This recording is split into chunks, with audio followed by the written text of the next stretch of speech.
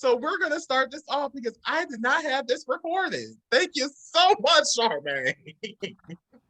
Again, my name is Androgeny Angel. I am the CEO and founder of Self Love Organics. I am the host of this workshop, Energy Healing Modalities, What's Best for Me. What's best for me? Again, everyone, we're going to do it again. Everyone give yourself a big old hug. Give yourself an applause and a kiss on your forehead. Because not everybody is conscious enough to learn about different healing modalities. A lot of people are not interested in it. And you guys are making the decision to not only join in on this, but to focus on your physical, your mental, your emotional, your energetic, and your spiritual body, your spiritual health. So to give a brief introduction to everyone, we have Miss Charmaine Denise, spiritual life coach and meditation facilitator. She will be talking to us about the art of meditation. We have Slade from Sound Baths at Sea, and she is going to talk to us about sound baths and sound bowl healings. That is going to be very interesting, you guys. Next up, we have Vajon Carter, spiritual life coach, intuitive, and intentional chef. He is going to be talking to us about, oh Lord, brain fart. Anyways, shadow work. Sorry. He's going to be talking about the art of shadow work with us. You have myself, Androgeny Angel. I am a life purpose coach, self-love educator, and a Reiki professional. So I will be talking to you guys about Reiki. And last but not least, we have the soul medicine man, intuitive wellness guy, Jerome Braggs. And he is going to be talking about BodyTalk, which is an energy modality that he has created himself. So this is going to be a treat for everyone. So on that note, we are going to get started, and we're going to first start out with Miss Charmaine Denise. Thank you, Androgeny. This is absolutely wonderful to be here. Welcome in, everyone. Good morning, good afternoon, good evening, wherever you are tuning in from. Like Androgeny said, my name is Charmaine Denise. My pronouns are she, her.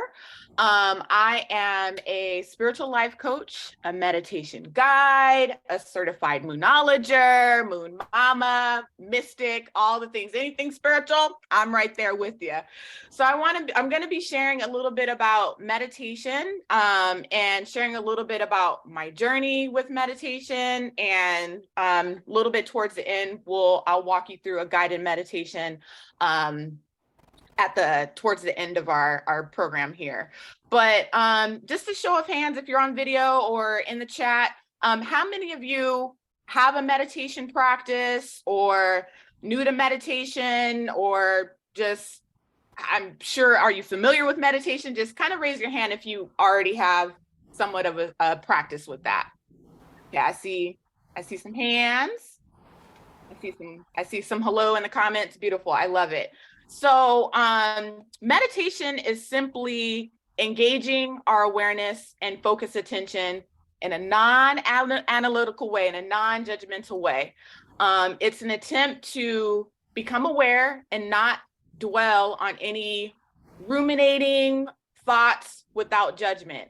It's a mind-body practice where our attention is focused on being more mindful of the present.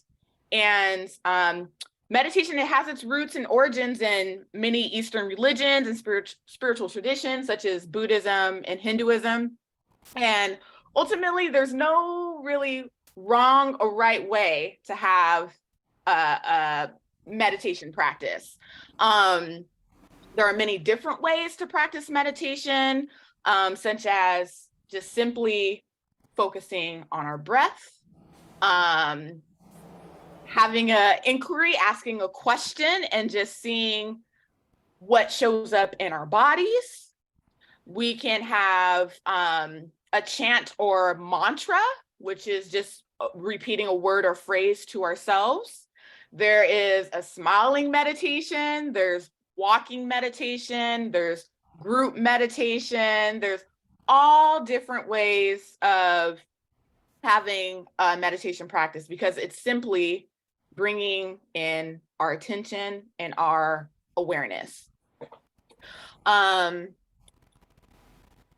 There's something that I heard. There was a quote that someone told me, and I can't quite remember who shared this. Like, I don't know who to attribute this to, but I heard this said that prayer is you asking God, universe, higher power, insert whatever word or phrase that is you're comfortable with. Prayer is you asking a question, and meditation is you kind of receiving that answer. So for me, meditation is an opportunity to go inward and to become more aware of my own inner divinity. And there's, like I said, there's no right or wrong way of doing this. And for me and my personal journey, I discovered meditation actually through Deepak Chopra and Oprah. This was like over a decade ago. They had a 21-day meditation challenge, and I think someone had shared it on Facebook or something crazy like that. And I had signed up, and I was like, okay, I don't know what this is about, but I've been reading Deepak Chopra and his books for so long, and so I decided to kind of sign up and see what this is about. And so I'm not even gonna lie, it was hard. Like, it was hard for me as someone who has struggled with anxiety, has struggled with depression, not really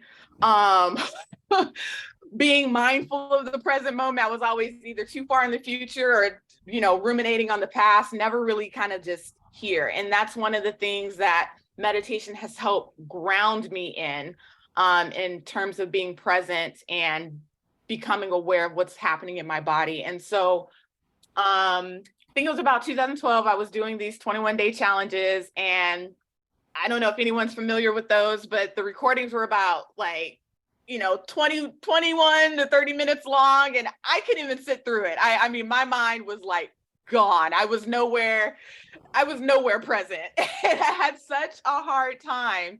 And so I would listen to them at night after I had a long day, and I would just start falling asleep. I can't even tell you what the meditations were about. Wasn't really listening.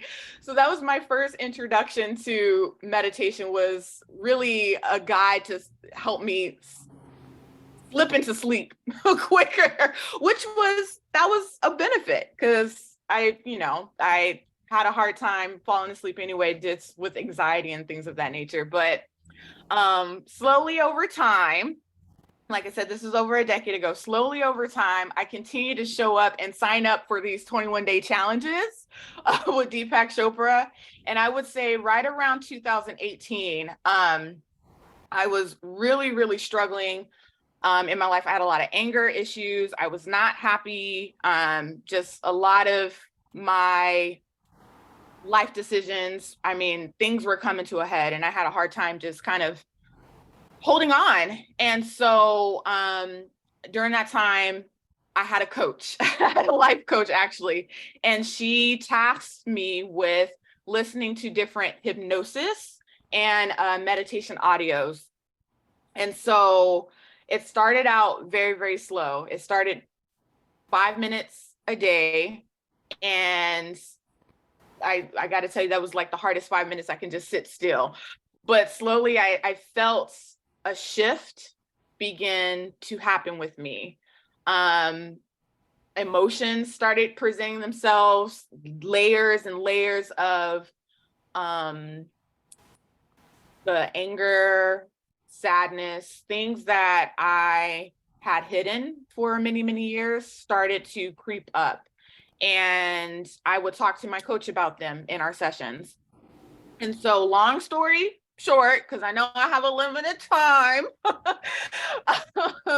it took those 5 minutes a day to start to build a meditation practice for me. And that began with just guided audios, to where I can silence that monkey mind and focus on one essential question is, what am I feeling right now? What am I feeling in this moment? And allowing that to come forth and exploring that with curiosity of why that's there, what I'm meant to learn from that, and how can I move from that place if it's a not feeling good feeling place into something else. And so in terms of benefits with meditation, there is a lot of scientific research that is now out. Harvard University, UC Davis, UCLA, Mayo Clinic, all these beautiful universities and medical institutions have been researching the benefits of meditation on chronic health, our immune system, and meditation has shown how we can better manage our stress and anxiety, regulate our mood. It can help with depression management, lower our blood pressure, strengthen our immune system, increases our self-awareness. It's also been shown to help with addiction management, improving our sleep and our attention span. So those are just some of those health benefits. I know for me, I cannot say that it cured my anxiety, but it definitely helped manage it in a way that it wasn't taking over my life. And so I have really cultivated a meditation practice to get grounded in myself and to just become more aware of my own emotions and regulating those in the best way that I can. Because as we all know, life is challenging. It's not all sun and rainbows. And so, with meditation, it has definitely helped me get through a lot of those challenging emotions. So in terms of how I utilize meditation in the work that I do, I have a group healing session that I have weekly with folks where we come together, we talk, we chat, and we also meditate together. I guide them through different meditation. It is as much medicine for me as it is for them because that energy is very palpable. And so, and also in my one-to-one coaching with folks, I do a bit of meditation before we even get started in our coaching calls. But that's a little bit about that. And I don't want to take too much more time, but again, meditation, I can honestly say, has saved my life. And I am so grateful to have stumbled upon Deepak Chopra and Oprah because it has led me down this path and inspired me to become my own teacher and facilitator for this healing practice. So thank you all for your attention and listening. Thank you. Oh my gosh, thank you so much. Thank you so much, Charmaine. And I am one of the people that go to her meditation sessions on Tuesday. And yes, it is amazing. So again, let me give you a brief introduction of who I am. I am the Self-Lovepreneur, the founder and CEO of Self-Love Organics. I am Androgeny Angel. I am a life purpose coach, self-love educator, and Reiki professional. So now we are going to talk about Reiki, and I am going to show you guys a quick slide talking about Reiki because I'm long-winded and I sometimes get off track. So we are going to do that. Let's go back to the beginning. And before we talk about all of this, I first want to give you guys a brief introduction or a brief history of Reiki. Reiki has been here for thousands of years. Reiki has been here for at least 2,023 years. Okay. Reiki has always been here. Now, history states that Reiki was first developed in Japan back in 1914. And in 1914, there were multiple forms of Reiki. Okay, I believe it was about 4 to 5 forms of Reiki. Okay. But it wasn't until 1922 when Mikhail Usui, or as I call him, Master Usui. Master Usui was out meditating, doing a cleanse, fasting, and that is how he received his giftings in Reiki. And that was all through meditation. He's called the father of Reiki. Like I said, Reiki has been here for thousands of years. Reiki was here long before Master Usui. So I like to call him the godfather of Reiki. Okay, and I call him the godfather of Reiki because his particular form of Reiki, his particular form is the main form that a lot of professionals end up learning about and end up becoming certified in, is in the Usui system. Now, how Reiki came to America is by, and I'm not going to pronounce her first name because I'm not going to disrespect her, but Master Takata. Master Takata was a student of Master Usui before he made his transition in 1926. And she was the one who brought Reiki over. She was the one who brought it over from Japan to Hawaii. So Hawaii has a in-depth, massive history when it comes to Reiki. And because of her bringing it over here, it came from Hawaii and it slowly but surely went across the continental US. And when that happened probably in the 60s and 70s. It was starting to come out and it was starting to get some traction. But when the 80s and the 90s came, it kind of dwindled off a little bit. And then it came back in the 2000s. Okay, so what is Reiki? All Reiki is universal energy. It is cosmic energy that is used to help us out in our healing in all aspects of our lives. So all it is just energy from the universe that is coming to heal us. And it heals us from our physically, mentally, emotionally, spiritually, energetically. Reiki can help you out in all aspects of your life. Reiki can even help you out when it comes to your financial issues. Believe it or not, it can help you out when it comes to that. Now, how it works is that as I am a professional, I'm a Reiki practitioner, so I'm a conduit. And by me being a conduit, I am channeling that universal energy, that cosmic energy. I'm channeling it, and that energy is going through me or going through my hands. And it is going into the particular client or the recipient. Okay, so how it works, another way to explain it is you will be laying on a massage table like you would if you was getting a massage. And I would be hovering my hands just above you like this, or I would be slightly touching you like this. That's if you want to be touched. Okay, and as I'm channeling all this energy is going into your body. And Reiki always goes to where it needs to be used first and foremost in your body.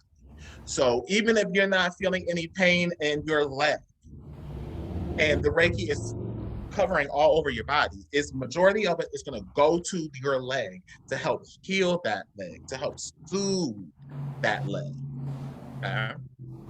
Most people receive Reiki for relaxation, for their energy body health, when it comes to medical illnesses, and when it comes to just removing blockages.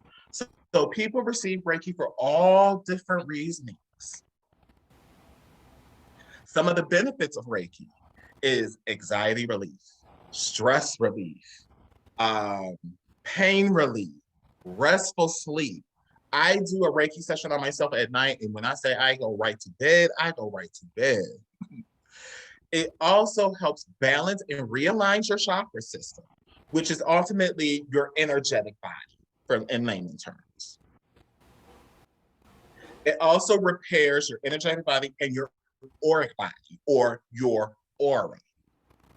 It is excellent for cancer patients, there has been research from UCLA, from MD Anderson down here in Houston, where I'm at, John Hopkins, the Cleveland Clinic. All of these major hospitals have been doing research on Reiki in cancer patients, and it has significantly helped cancer patients when it comes to pain management, when it comes to them being able to eat, because a lot of times when you go through chemo, you lose your appetite. It's also excellent for surgery recovery. A lot of patients will go ahead and receive Reiki before surgery to prep their body. Because when you have surgery, that's invasive on your body. That is trauma to your body. And so a lot of people go ahead and get it before surgery to prep their body for that. And then they go ahead and get it after surgery to help speed up the recovery process. Reiki is excellent for anyone who has ADD, ADHD, even on the autism spectrum. Reiki is excellent for children. You can even do Reiki on your animals. There are tons of Reiki practitioners that practice Reiki solely on dogs, cats, birds, crocodiles, sharks, you name it. Okay. Whew. Now, there's all different kinds of Reiki. There are all different kinds of forms of Reiki.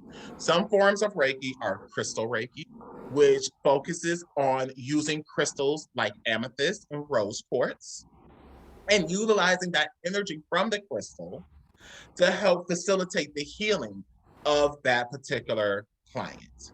You have angelic Reiki, which utilizes the healing energies of angels and channeling that energy.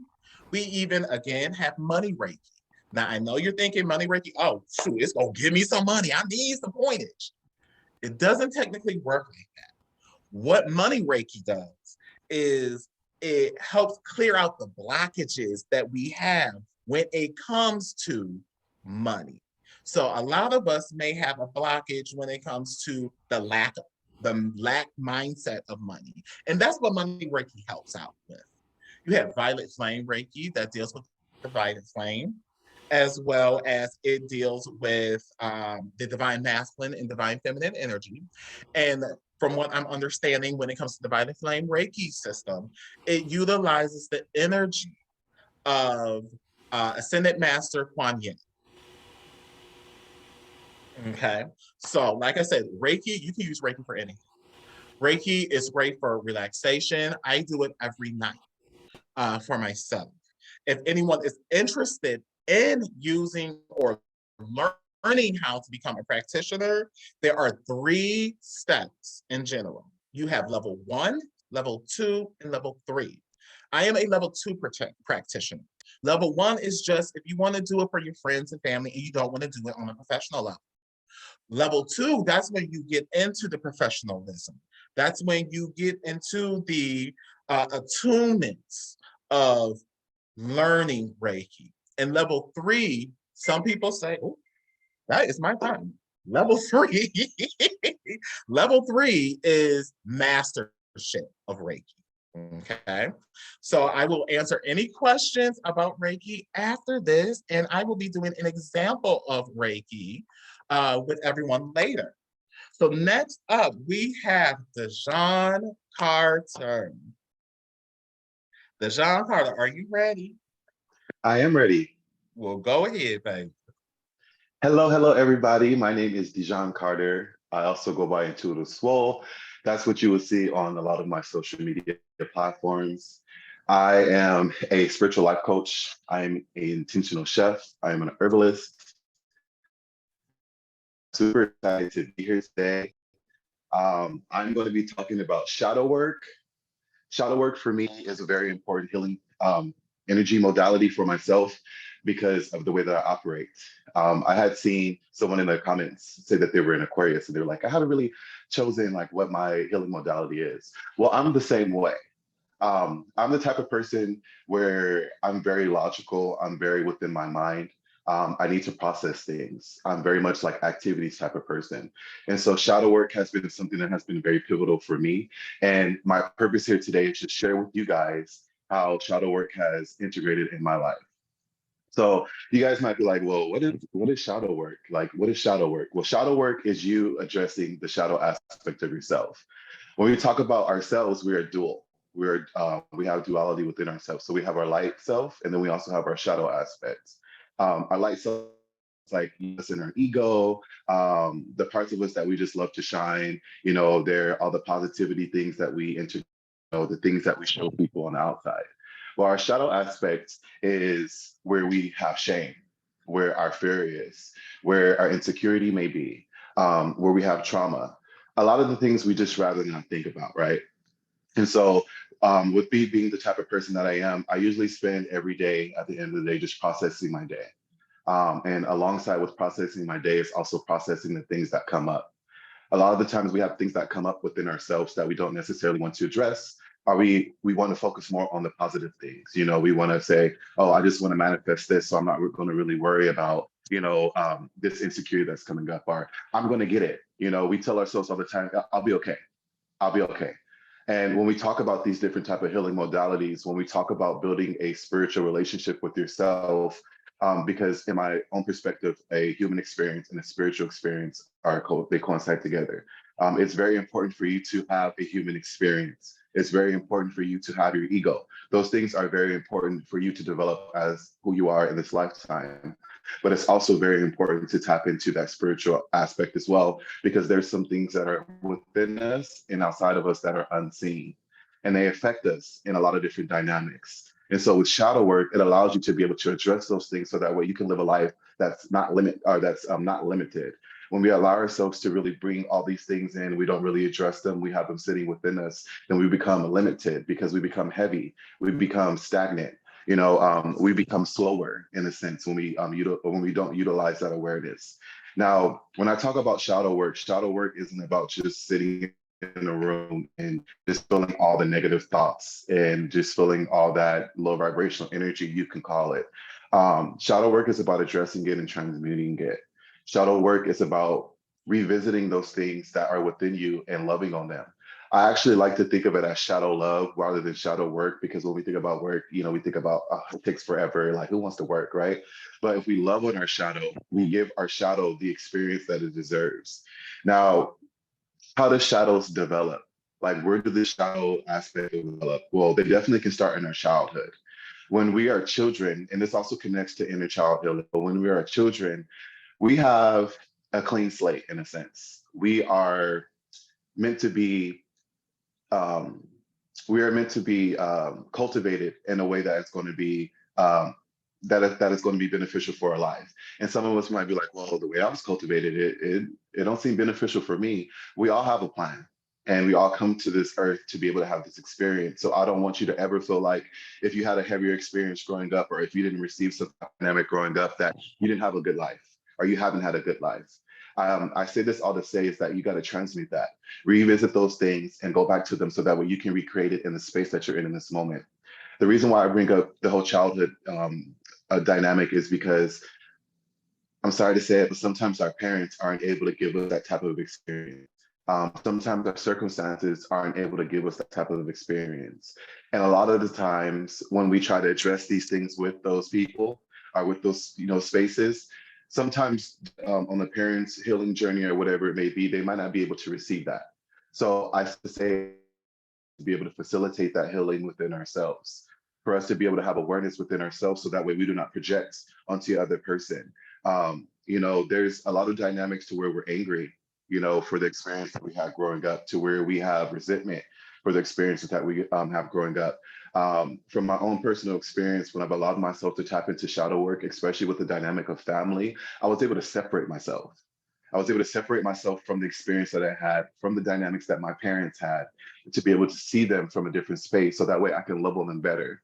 Because how do we expect somebody to give us something that they never received? Or how do we expect somebody to facilitate a process that they aren't even able to facilitate within themselves? And when it comes to our parents, a lot of the times they're growing too. Just because they're our parents doesn't mean that they can't mess up, doesn't mean that they're going to have certain things that happen within them, doesn't mean that they don't have trauma that they're holding on to. But as we allow ourselves to tap in, we expand our perspective, which allows us to be the facilitators of change within life. And that's a big responsibility to have. It's a big responsibility to have because once you know, you can't forget. And so with that knowledge, do you allow yourself to facilitate change? Do you allow yourself to transmit the energy? Or do you allow yourself to sit and allow things to become chaotic? With this also being said as well, shadow work isn't only tapping into those aspects of yourself. Shadow work is also standing up for yourself. Shadow work is also you allowing yourself to step away from the conditioning that you've been taught for you to be in your own self, your own spirit. And I like to talk about these things because they're very important. Sometimes we have this resentment where our family wants us to go visit them. I just went to my aunt's house on Christmas. Now I'm going to my aunt's house on New Year's. Now I have this birthday party. Now I have this other situation going on now. And you're making yourself so available when you don't want to. The purpose of what I'm saying is also don't do what you don't want to. You doing something you don't want to do is also part of that shadow aspect, also part of you feeling like you have to. And the thing is that you are your own individual. If someone feels like you don't love them because you don't give them the type of dynamic that they do not want to, that they feel like they don't want to receive, that is not you. But when I speak about detachment and allowing yourself to just be aware, that's how you know how to handle people because you know how to handle yourself. Going back to the childhood part, giving a few examples of what that can look like. When you're a child, right? You may be outgoing. And you may be somebody who's just you live life to the fullest. And imagine having a parent who didn't really grow up with being able to be outspoken. So you, as a child, they're speaking to you and say, "Hey, don't do that. Hey, don't speak up. Hey, don't. Oh, why you act like that? You talk too much. Those things stick with you." Let's also talk about finances. Being in a situation when you're with your family and you see your mom struggling, you see you guys pinching pennies. All those aspects you contribute to yourself as you become an adult. And so it's important for you to be the parent to yourself as an adult. That's what inner child healing taps into, but that's also what shadow work taps into. I am my parent. So I'm showing up for myself. So when we talk about being outspoken, now as an adult, I have an issue with speaking up. I have an issue with speaking my truth because I feel like I spoke too much. But I also have a sensitivity to people who speak out. I also shut myself off from people who are I feel uncomfortable around people who say what they feel and mean what they say. It's an awareness that you build. Same thing with finances. Now I'm an adult. I have these I'm frugal. I have money, but I don't want to spend it. I have that mindset. All those things we contribute from the experience that we had at a younger age. These traumatic experiences that we bring over into our adulthood that really need to be recognized, that really need to be loved on. And the thing is that when we love on them, let's talk about addressing them. When you address them, there's self-reflection, there's journaling, and there's therapy or coaching. Now, what I love about this type of healing modality is that you really don't need much. You just need yourself. You can have a journal with you. You can do this on the train. You can do this while you're at work. You can do this in the bathroom. You can do this when you wake up before you go to bed. This is something that does not have to have a particular type of structure besides just you. And so what that looks like is unpacking, revisiting, and acknowledging. So it's, hey, and this is like, I'm going to go into something else later on to give an example, but I just want to give like a short example. This is you standing in the mirror. This is you picking something. Okay, let's talk about insecurity today. What am I insecure about? What am I fearful about? Let's talk about fear. I'm fearful of the dark. Why am I fearful of the dark? It's breaking it down and asking yourself questions. Well, I don't really like the dark because I don't really know what's there. Okay, so it's the unknown. Afraid of the unknown. Well, what about the unknown makes you afraid? Well, I just don't really know what comes after that. So you're building a relationship with not knowing because it's okay not to know. Because if you were supposed to, so it's allowing yourself to be so specific on the aspects that we don't necessarily tap into, so that way we can become whole. Because just as much as we operate in our truth, we operate in that great part of ourselves, we also have to operate in that other part of ourselves that does not get a chance to have light shined on it. Another short aspect that I want to talk about too is sexuality. Sexual expression is something that's very big within our shadow aspect as well. We hinder ourselves from being who we are. We hinder ourselves from our identities as well. And we have to understand that we are who we are. You may have grown up a certain type of way. You may have been in a certain type of aspect that have made you feel like you need to be like this cookie cutter type of person, but you are your own self. And if you understand your heart, and if you operate out of love, and if you operate out of truth, you cannot be steered wrong. So I say all this to say, when we speak about shadow work is about you being yourself authentically.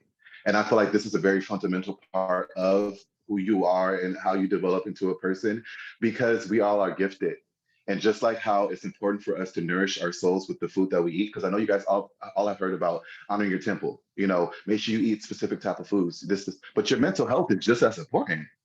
Your mental health, you as an individual, your vessel is important. So it's important for you to facilitate that awareness in your vessel. You know, and again, when you talk about being the parent to yourself, it's not being domineering. It's not saying you shouldn't have done that. You're being the parent that you feel like you deserved when you were a child. Think of it in that aspect. What did I need? I needed somebody to see me. I needed somebody who took time just to let me speak, just to let me talk. I needed somebody to to just be there. Because when I grew up, I didn't feel comfortable speaking to anybody. Now, let me help you guys understand how that dynamic actually changed up. So since I had that experience, and I'm saying this so that way you guys can understand how your and this is the last thing I'm going to say, how powerful you are. We go through these traumatic experiences which allows us to become sensitive as we grow up.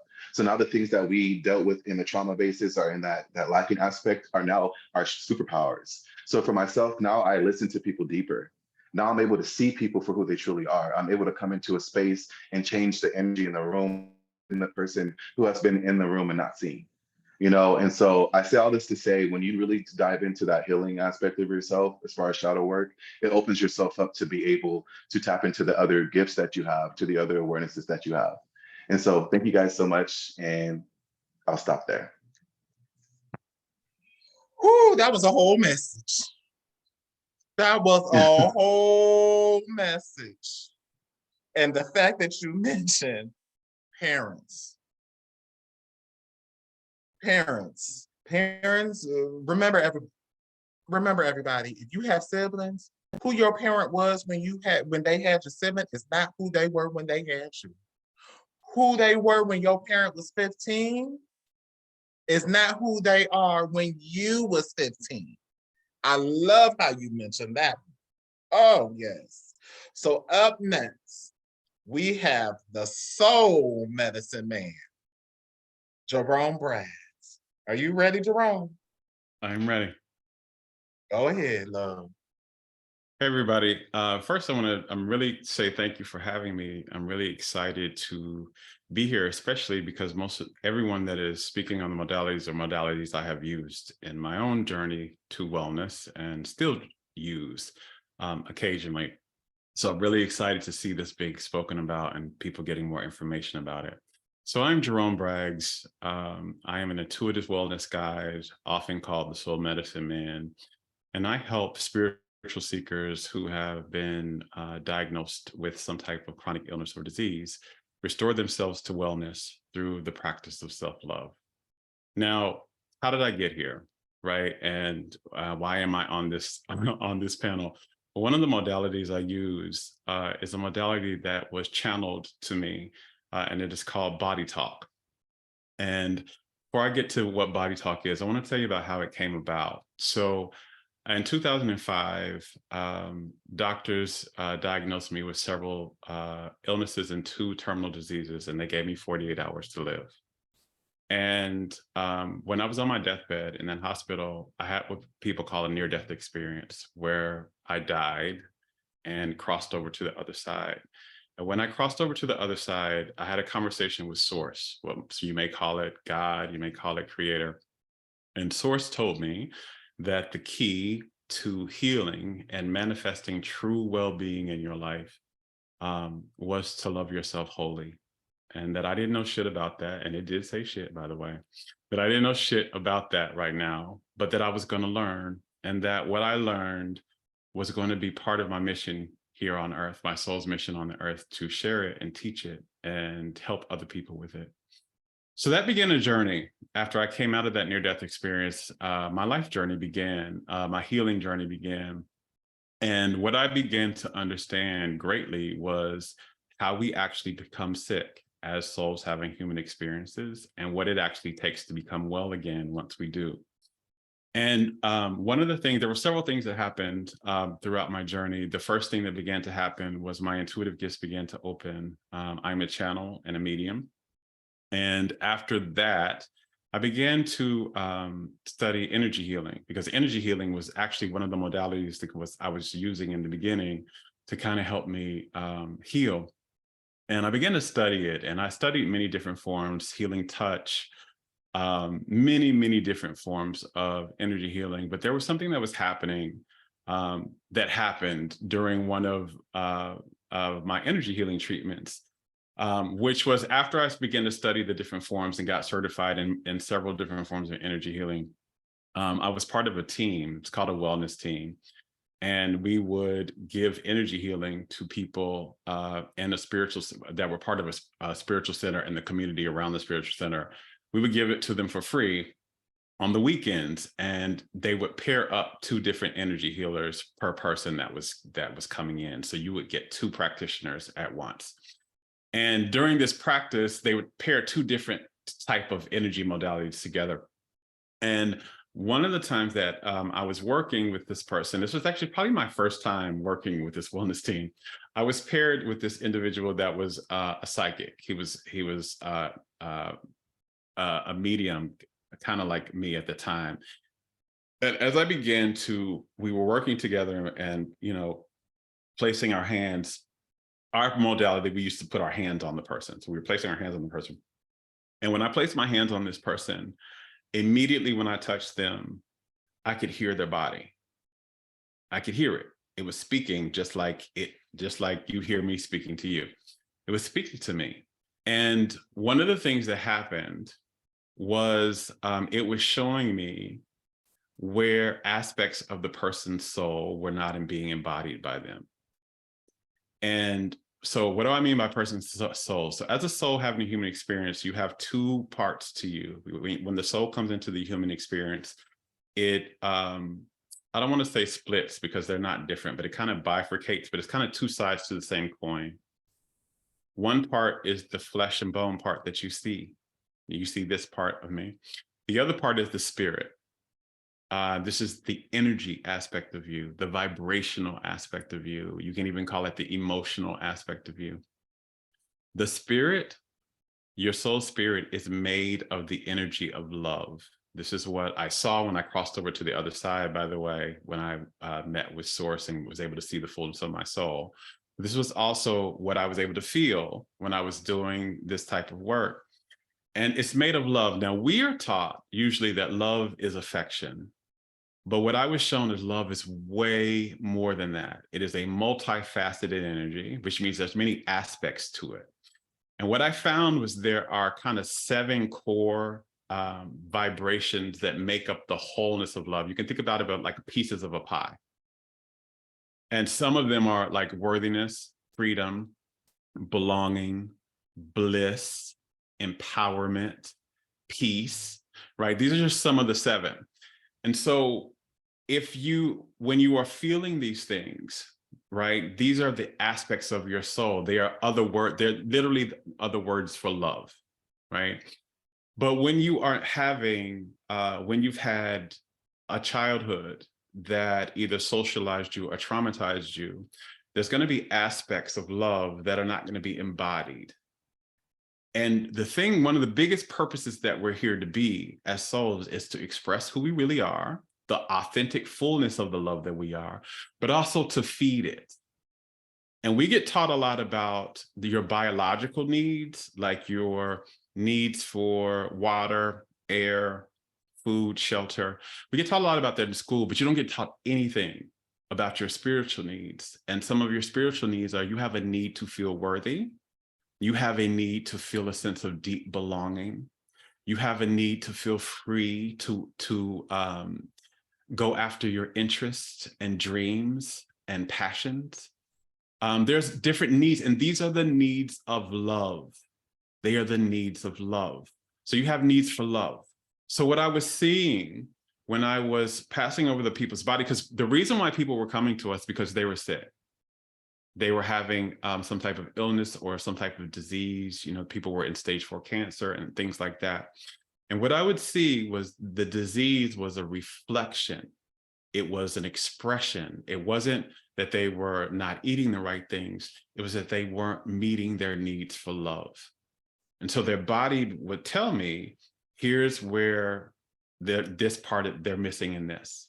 They haven't been feeling worthy. They haven't been feeding it. So I told you, like, you have to feed love. So you have to live a life, think thoughts, and make choices for yourself that make you feel more of the vibrations of love, because those vibrations are supposed to expand in you. So you're supposed to feel more worthy this year than you did last year.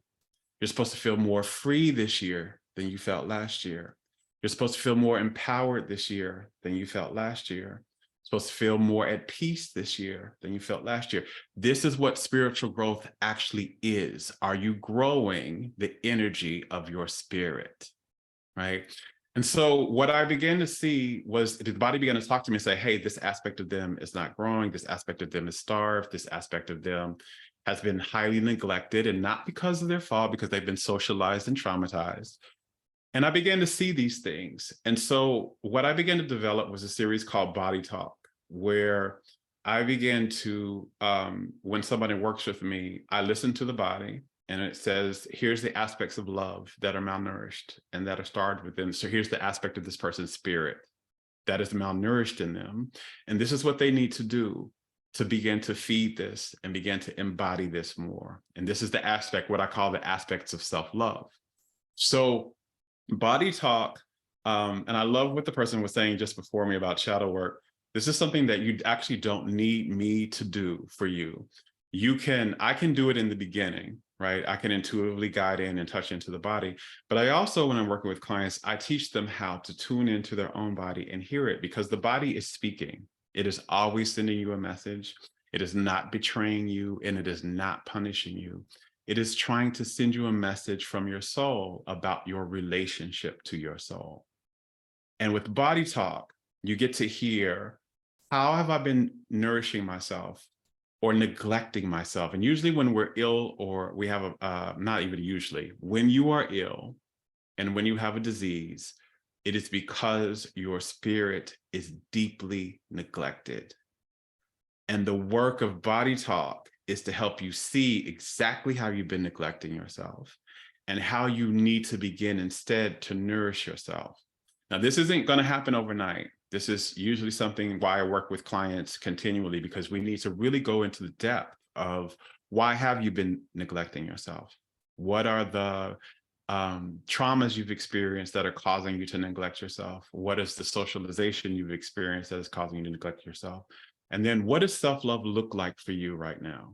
What do you need to focus on, right? Do you need to enhance more agency with your boundaries and your ability to speak up for yourself and say no, your ability to prioritize your own interest and your desires?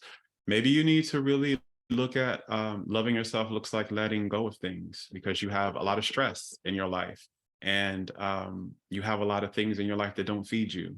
But whatever it is, BodyTalk is going to tell your body is going to tell you exactly why you are ill, exactly why you are. And BodyTalk helps you see exactly that and what you actually need to do to restore yourself to wellness, because disease is not supposed to be a death sentence. It is not come to end you. It came to help your true life begin. But you have to hear it and listen to it and really get the message from illness, chronic illness or disease that is trying to send to you. Instead of trying to fight it as an enemy, it is a sacred messenger that has come from your soul. And when you get the message, the messenger's job is done and it can leave. So BodyTalk is all about that. And that's the modality that that came through me from spirit to offer to the world. And my work is to do that, just that. Thank you. Whoo!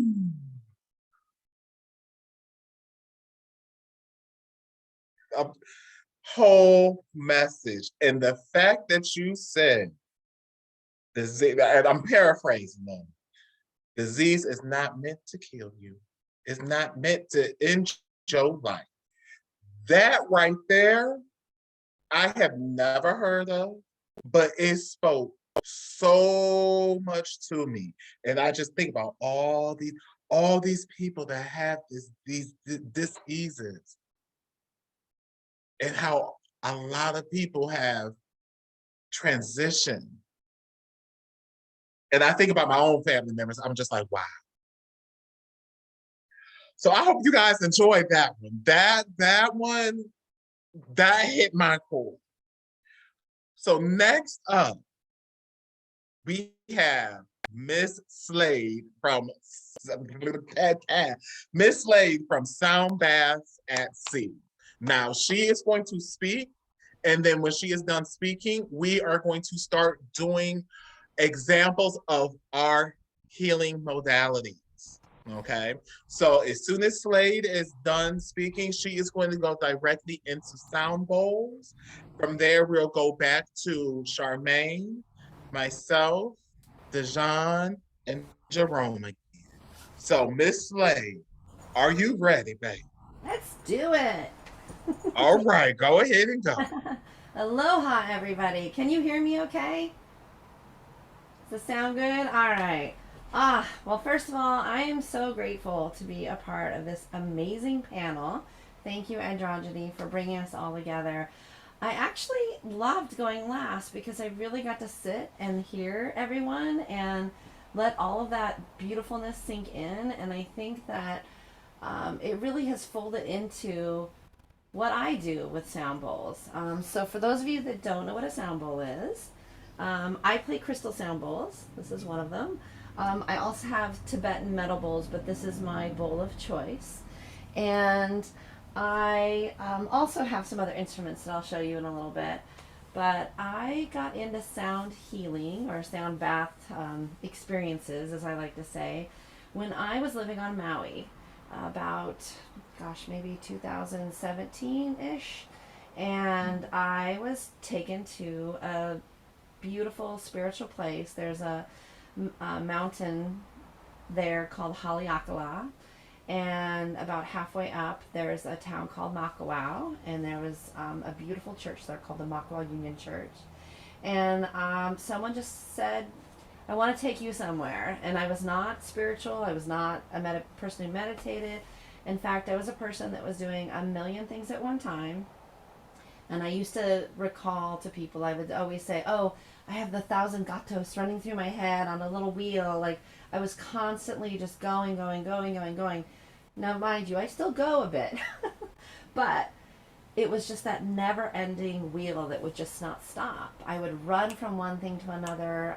I don't even know sometimes how I drove to a place. I would forget or not even pay attention how I was getting from place A to B. And it was just kind of how I lived my life, most of my life. It was just a natural thing for me to do a million things at once. And it was really taking a toll on me, but I didn't know it then. So my friend took me to this place. I said, where am I going? She said, bring a blanket and a pillow. And if you have a little eye pillow, bring that, or a yoga mat. I'm like, oh, I don't have a yoga mat. I don't do any of that stuff. I'm like, are we sleeping somewhere?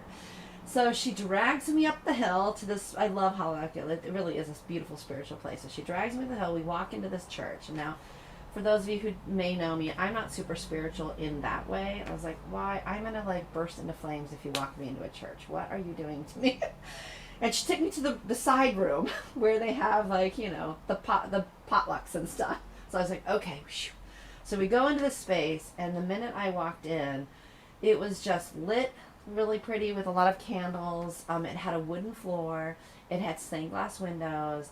And I walk in and I see this setup in the middle of the room of beautiful bowls, candles lit up. There was some crystal items that I didn't know what they were. One ended up being like a crystal harp, which is stunning. And then gongs, big giant gongs. I had no idea what I was in for. And that deck that Charmaine has, that she pulled, well, you show us the deck, our oracle deck. That deck was in this building, not that one, but one like that. I have that deck as well. And they asked us to pull a card, and there was a little book on the table, and I was like, what is this woo-woo stuff? Like, what? I'm not a Wiccan, I'm not a witch. Like, what are we doing? I'm like, I don't want you to do some stuff you're gonna burn on me and make me smell. It was just all super foreign to me. So I let them do the sage on me, which I didn't know what it was at the time. I pulled the card, I went and laid my little thing down, and we all laid our little blankets and pillows down in a circle with our heads facing all of these instruments and these gongs. And I laid down, and they basically started off with saying, we're going to have you close your eyes, and everyone feels different things when we have a sound bath. And I'm like, okay, are we going to be bathing? Is there water? Like, I really just had no idea. And they introduced themselves and said, if you fall asleep, we're going to come poke you because we don't want anybody snoring, but a lot of people will get to this place of true relaxation. So they started to play the gongs, and I really had never been in the presence of a gong ever. And with the floors being wood, I had my hands, we were all laying down, of course, eyes closed, and I could feel that vibration like I have never felt anything in my life. These enormous gongs, and this, like, just what I would describe as what some of you have described as this enormous energy kind of like coming up and over my body and enveloping me. I don't play gongs, but that experience of the gongs prior to the bowls that they played, for me, became this like churning up experience. It actually felt a bit scary. I felt like a darkness coming over me. And then they played that for about 5 or 10 minutes, and then the other person, started playing these beautiful light sounding chimes and bowls, and I found myself just kind of shift over into this very safe feeling space from the dark, scary place. And it was immediate. I just felt like I was kind of floating on air, and all of my hesitation of like, what on earth is this crazy stuff that I'm doing, just dissipated and went away. And I was really skeptical. I didn't believe in psychics or stars or any of that stuff when I walked into the space. And so lying down there and going through this, just like almost like what I thought maybe what heaven might have been. It was really beautiful and peaceful and no pain and just, I don't know, magical. I wasn't asleep, but I definitely felt like I was just in this, like, a couple layers down or maybe up. And then they woke us up with a koshi chime, which is a beautiful little sound. It sounded like Tinkerbell to me. And I woke up and I looked at my card and I went over and looked at the book. And for me, I'm just going to sort of close that moment for you, but it was a life-changing experience for me. I can't really still put into words like what it did to me that night, but it definitely like opened my mind and my heart to some of the things that I had been holding on to, and pain and things that I had never addressed or looked at. How I was living my life, how I wasn't present. I didn't know what that word was back then. And I was just, ripping through life to go to the next thing and not really experiencing life. And I proceeded to go to, like, every month they had these sound baths, and I was first in line. I was gathering all my friends. I'm like, you have to come to this. You have to come experience this. So, anyhow, sound healing to me, or sound, I call it sound bowl experience for me, was opening the door for me to looking at things that I had kind of shoved down and things that I just needed to address. And that it really opened up to reminding me who I was as a kid. I was one of those kids that would, like, run around the neighborhood and not come back until the lights came on.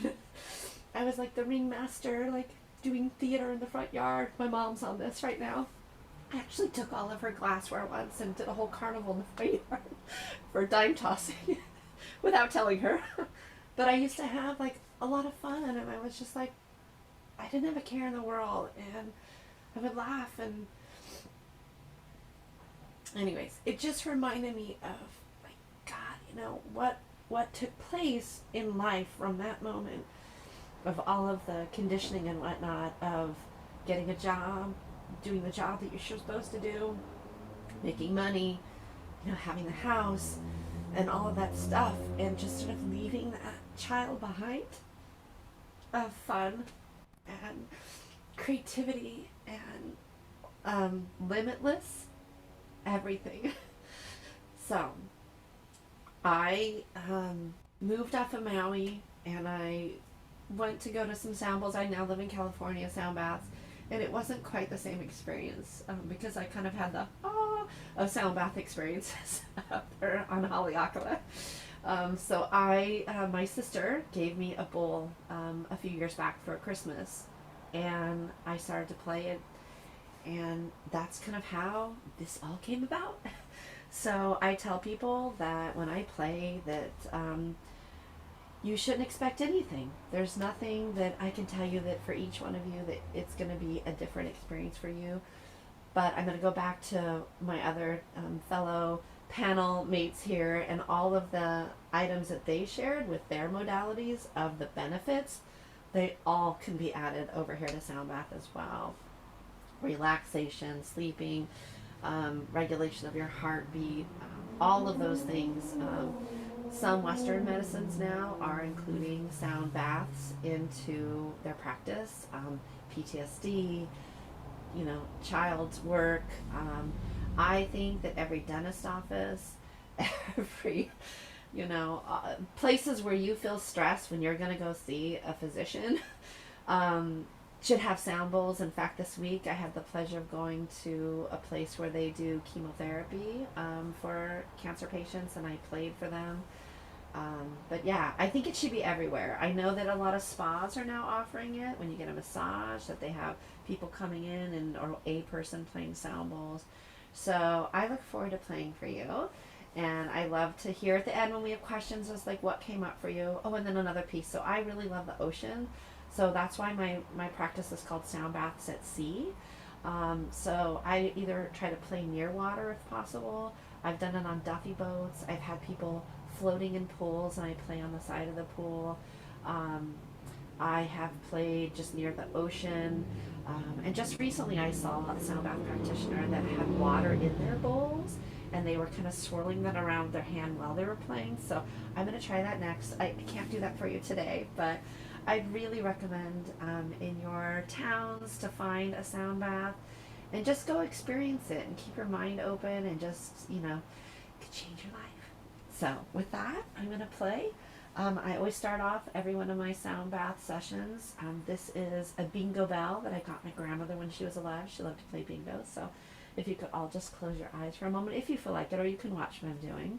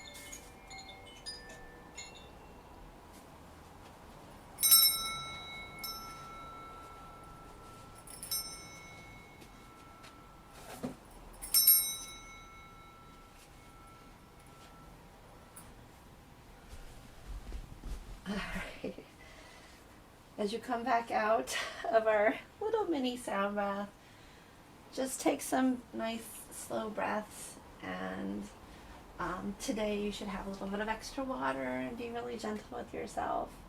And I just want to mention one little thing too, that all of us here that are providing some sort of service in this realm, we are not perfect. And we also have moments where we are still working on ourselves and still showing up each day and doing all of these things that we're chatting about. So just everyone here, give yourself some compassion, and we're all on this journey together. So thank you. Mahalo. Thank you so much, Slade. Oh, talk much now. Charmaine, are you ready for this quick meditation, guided meditation that you are going to do? Yeah, I'm ready. Thank you, Slade. That definitely laid the groundwork here. I am so grateful to be here with all of you. Yet again, I'm just saying that this is so good. This was so delicious. And definitely medicine for my soul. I'm so grateful to be connected with everyone. So let's all just take a moment. If you wouldn't mind, just close your eyes or lower your gaze. And you can remain seated if you're seated, or you can lay down, whatever you feel comfortable for the next few minutes while we move through this meditation together. Go ahead and take a deep breath in through your nose and let it out through your mouth. Let's take another breath like that together, please. In through your nose and let it out through your mouth.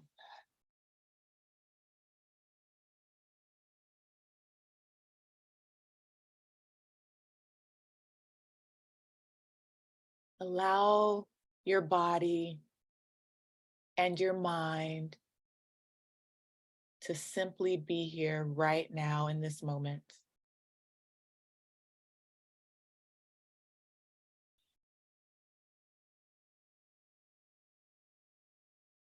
Notice if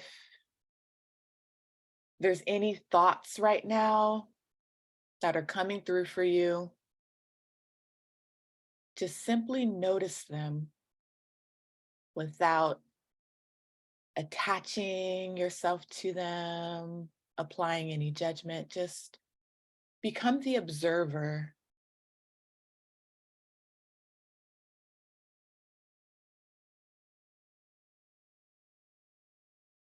And then we'll just do a quick body scan. Let's just start with our head and our neck. Check in with your body. Notice if you're holding any tension in your upper body. Just relax.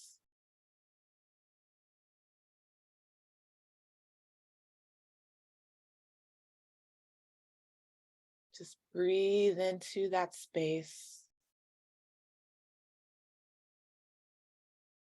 Drop your shoulders. Relax your face.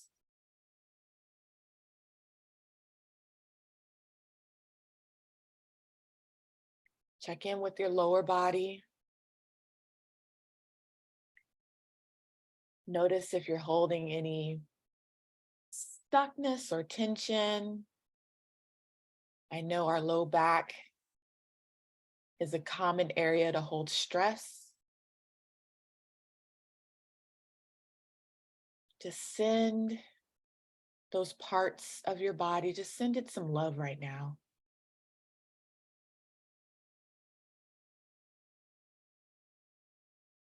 Check in with your feet, your legs. Check in with the parts of your body that are connected to the earth. beneath you.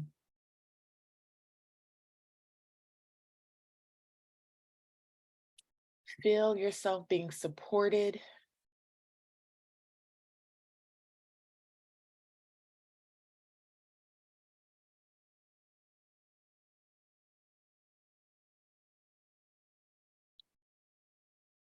Allowing that connection to the earth, to the space that you're in. Understanding that we are all connected here together and allowing that energy to flow.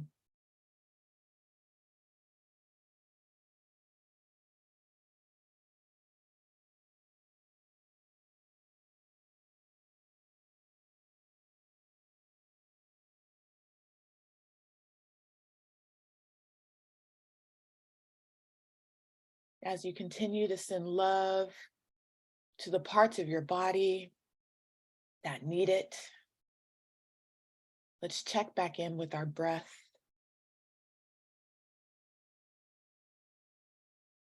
Breathing in, I am aware of my in-breath. Breathing out,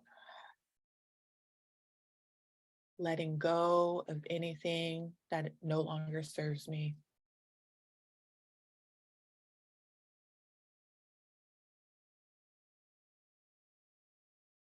Just take a few deep breaths.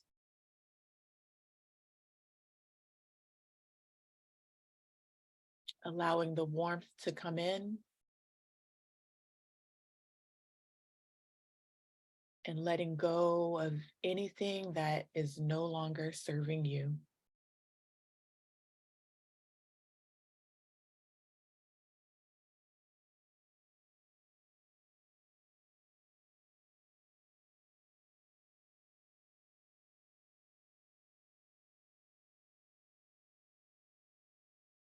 You are safe. You are whole. You are loved.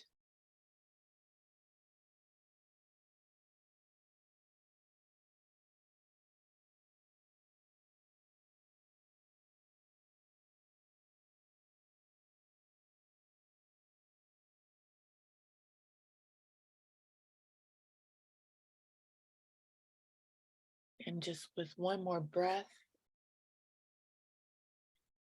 send love to your heart, to your body, to your mind.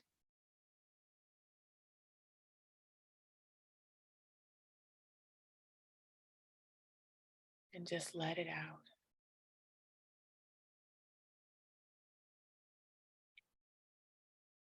From my soul to yours, I thank you for being here. Thank you for breathing with me. Thank you for meditating with me. Thank you for sharing space. And whenever you're ready, you may open your eyes.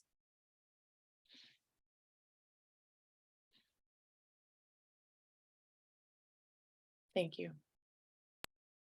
Thank you so much, Charmaine. Now I know on Eventbrite it said this was going to be 90 minutes, but this is going to be a little bit longer than 90 minutes, and that's okay because I am going with the flow of things. But if you cannot stay past the 90 minutes, that is totally understandable. To be on the safe side, I'm asking all the panelists to type in their information so people can see it in case they have to leave. In the meantime, we are about to do an exercise on Reiki and how anybody can do Reiki, every single person. And as I do this exercise, I will be conducting Reiki myself to everyone. You may feel warming sensation, you may feel tingling sensation, or you just may feel flat out relaxed. But as Susan said, please make sure to drink a lot of water throughout the day today, especially with all of these examples that we have of modalities that we are experiencing right now. So I want everybody to raise their hands. And as we raise our hands, we are going to curve them like this. Okay? I want you to face your hands together. And I want you to imagine. I want you to imagine a ball of energy in between your hands. And I see Jerome is doing exactly what I want you guys to do. I want you guys to slowly just push your hands together and apart, very slowly. You will begin to feel resistance as you push closer. And as you spread them apart, you will feel the energy stretching. I want you guys to continuously to do that. What you are doing is strengthening that energy ball.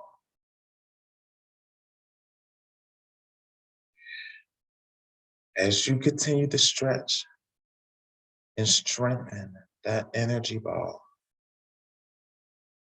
I want you to focus on an area in your life or on your body that you want some Reiki energy to touch and to help soothe.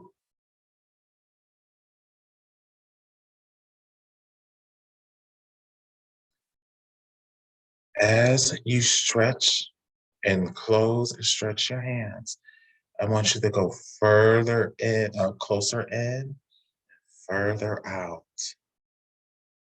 We are going to expand this ball.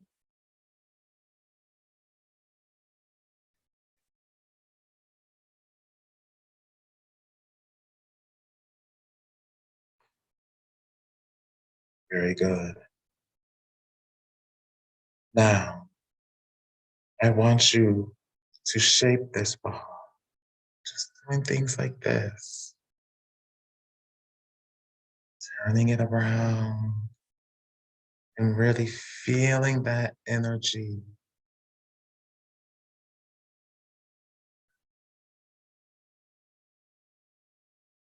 And in a couple seconds, I want you to place that ball right in your heart space, in the middle of your chest. At the count of 5, we will be doing that. 1, 2, 3, 4, 5. Press that energy into your heart center and visualize that energy going all through your body, top of your crown, the top of your head, to the soles of your feet.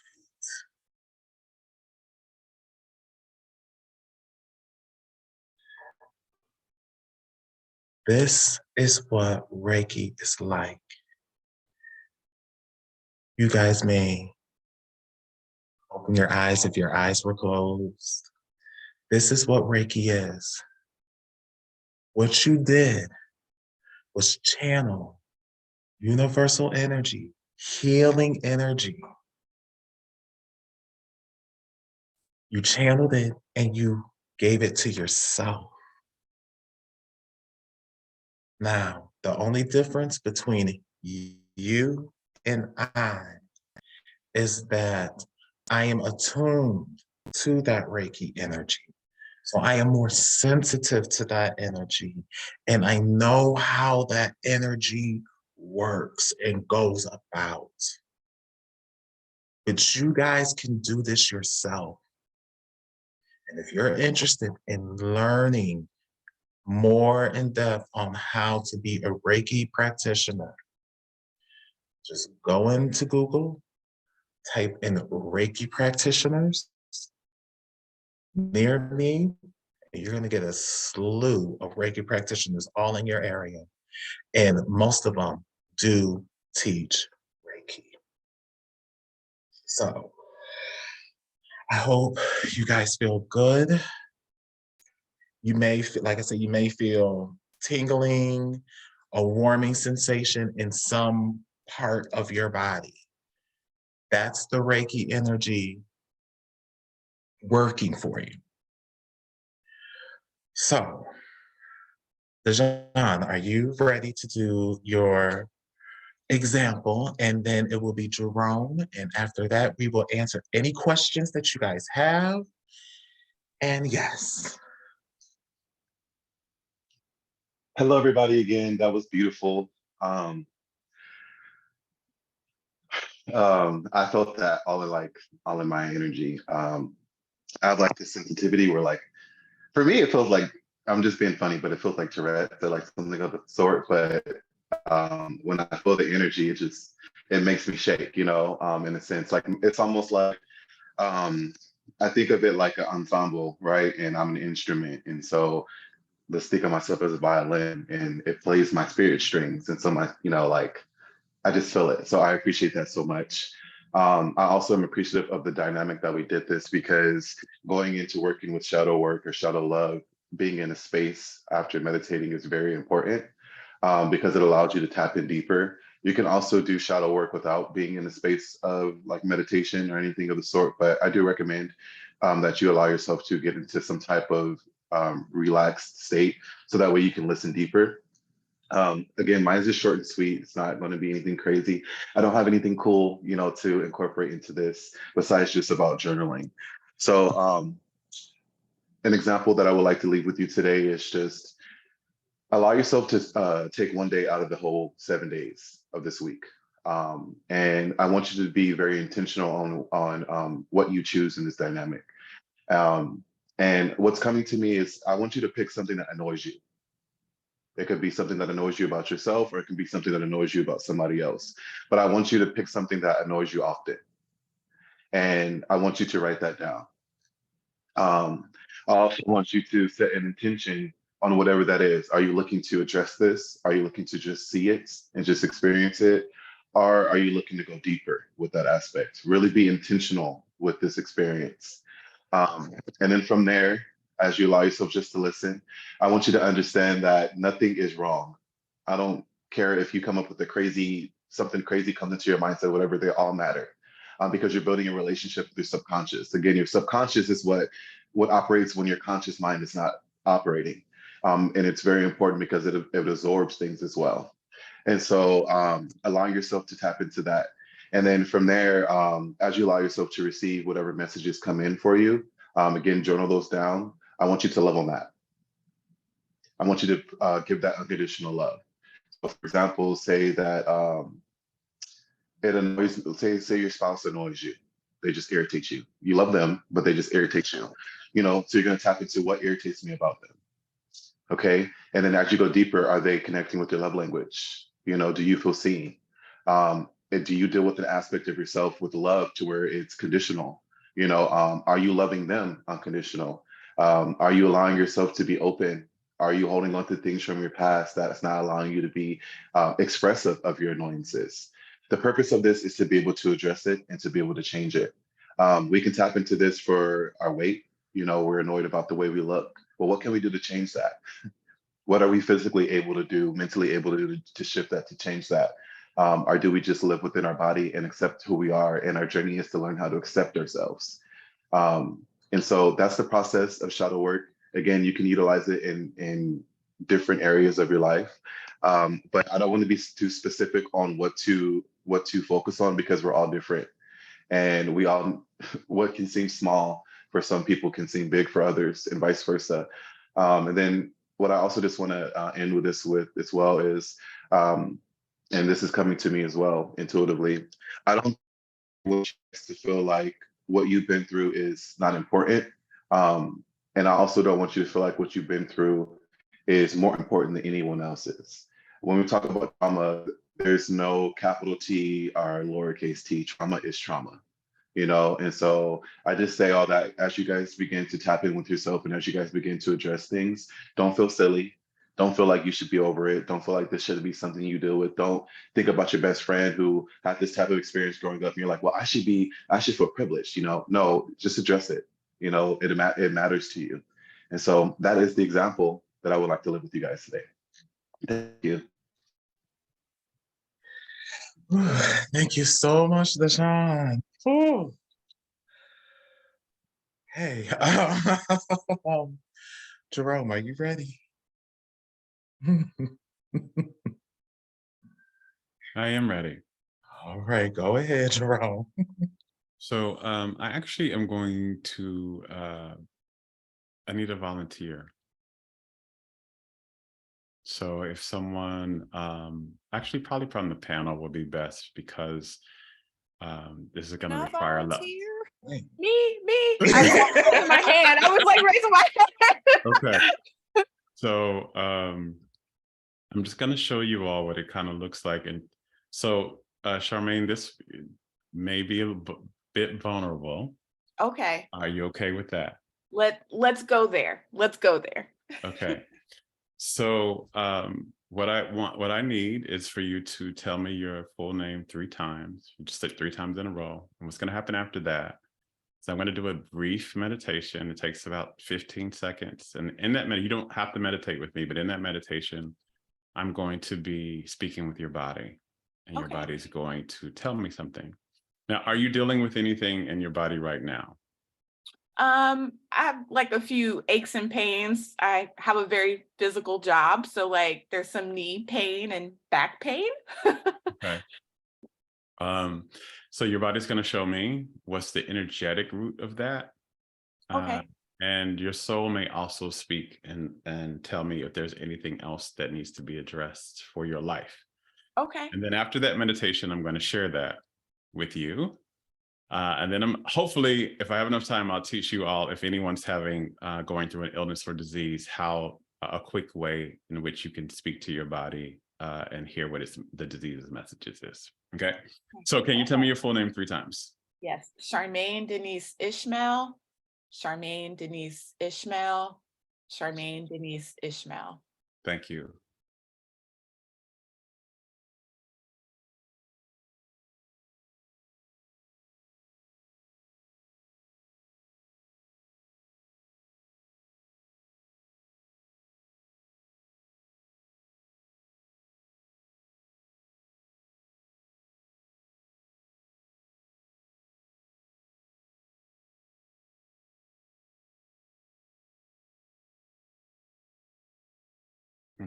Okay, are you ready? Yes.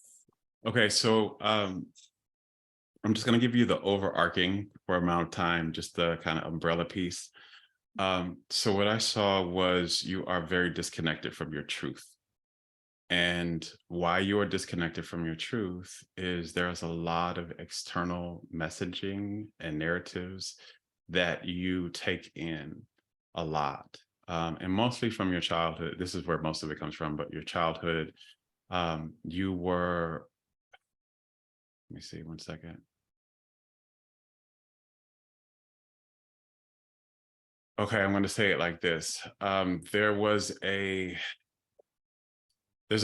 a message, like a computer download that's been operating, and it's mostly about what a good girl should be. And what the good girl should be is over here, and what your soul's truth is over here. And so you're out of balance, and it's making you, that's where some of the pain is. It's making why some of this stuff is happening, because the root is always spiritual. But it also has to come on the human level as well. So there has to be a human root, but the root is always spiritual. So there's a truth that you're not expressing the truth of your soul fully. There's some places where you kind of are, but there's not expressing it because it's coming against the messaging of, if I do this, will I be in alignment with what I was told the good girl should do, or good woman should do or be, right? So it is causing a blockage. One is causing a blockage. So your energy is not flowing totally through the chakra system. And also, it's why you're not happy. So I'll leave it there. There's much we can talk about later. But I'll leave it there. But it's time, if this was a chapter of healing for you, it is time to do the deep, deep work of being authentic, but also addressing the wounds that you received that are making you suppress your inner knowing and your inner interest and your inner needs. Okay. Yeah. Oh, I feel that. I feel that. I receive that. That's on point. Thank you, my love. Yeah. Thank you. Thank you. So in the last minute, I'm going to do something very quickly for, like I said, when I was talking, like you don't necessarily need me. Usually I am a guide in the beginning, and then I can teach you kind of how to listen to yourself more clearly. One of the things, if you're dealing with an illness, especially an illness or a disease, that you could do very simply, you put your hand on your heart and close your eyes and take in 3 deep breaths. Deep, deep breaths. In through the nose. I like to do in through the nose and out through the mouth. In through the nose, out through the mouth. And once you get to a place of that and get relaxed, I want you to think about, how does this illness or this disease make me feel? And when I say feel, I'm not talking about, oh, there's a pain in my right shoulder or my back hurts. I want you to think about, how does this make me feel emotionally? Emotionally. So maybe it makes you feel, afraid. I know for me, one of the diseases I was diagnosed with, it made me feel ugly. It made me feel unwanted and unloved. And it made me feel afraid. One of the other diseases I was diagnosed with made me feel exhausted. And it made me feel restricted. So just take in some breaths and tune in to what the disease makes you feel. How does it make you feel? The experience of it, the diagnosis of it, all of that. And keep breathing deeply. Be compassionate. You don't want to judge it or anything like that. And then I just want you to come back to presence, just for the interest of time. This is something you can do longer later. You can go really long into this. But how it makes you feel is how the energy that has been starving your soul. This is the energy that's been starving your soul. And if you want to return to wellness, you got to look at what the opposite of that energy is. So one thing I would highly recommend is, whatever the feelings that you became aware of, write them down. Write them down in a journal right after this, if you can. Your healing is going to require you to become the opposite of that. So for me, I felt ugly. I felt unwanted. I felt afraid. I felt restricted. And I felt exhausted. And I also felt like a failure. One of them was also failure. So I had to when the work was, I had to do what it took so that I could feel lovable and wanted. Instead of afraid, I had to feel trusting. Instead of restrictive, I had to feel free. And then instead of whatever there was, it was the opposite. The other part I want you to do is look at, how long have I been feeling like this? Where else in my life have I been feeling like this? And why do I feel like this in those areas of my life? Where else am I feeling like this? Where else have I been feeling afraid, unwanted and ugly, restricted, exhausted? And how long have I been feeling that way? And what you've just gotten with that is you got the root of why the disease has showed up for you. And your healing is going to have to be becoming the opposite of that. And that's, if you want to learn how to do that, please reach out to me. That's my work. I gave you my social stuff. I talk about this kind of stuff every day, all day on my social feeds. But that is what your body is sending you the signal through how you feel, how the disease is making you feel. That's the signal of the energy that has starved your soul. It's not your fault. You did not learn about this. You've had trauma and socialization that caused this, but it's going to be your responsibility to shift that. And the process of doing that is self-love. And again, if you want to learn what all that is, follow me, reach out. Thank you. Whew, ain't that about a bitch? That's all I can say. I'm gonna be real. Ain't that about a bitch? Because I'm thinking about issues with my name. I'm just like, ain't this about a bitch?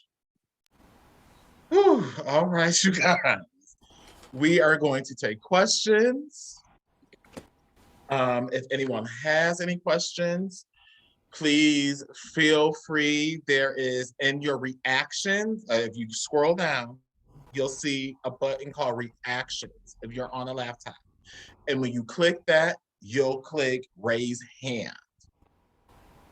So if anyone has any questions for anybody, by all means, go ahead and click those buttons. We're going to start with Slade, and then we will go to Elmira. Okay, I don't have a question. I just have a comment. I feel like I went on a week-long spa retreat in the last hour and a half. That's all I'm saying. And it didn't cost me a penny. So thank you all. Okay, I'm done. Oh, okay. Elmira, what is your question?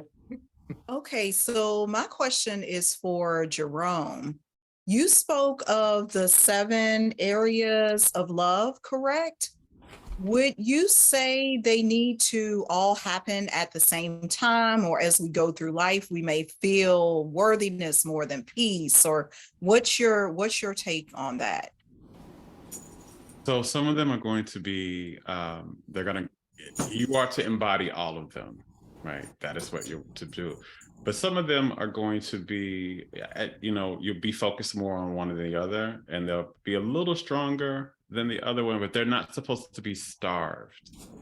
If they are starved, that's when illness and disease shows up. And the disease is going to tell you exactly what area you need to pay attention to, right? So the exercise that we just did, right? So for example, worthiness is an aspect of love. Well, I was feeling ugly and unlovable. So worthiness was a huge piece that I had to focus on. Freedom, really the freedom to be yourself and to do what you really want to do and live how you really want to live. I was feeling restricted. And so I had to really focus on that aspect of my healing. So if you are a disease, the disease is going to tell you kind of like a gas tank, right? So if you look at the body has to be fuel, it's like a gas tank. So the gas tank runs off of fuel. The body runs off the fuel of love energy. And when it gets too low, it's going to send you a signal, just like we get a signal in the gas in our cars that says you need to stop what you're doing and fill up, right? Or your car's going to break down. The disease is that same type of indicator. You need to stop what you're doing and you need to start to fill up with the energy of your soul, which is love.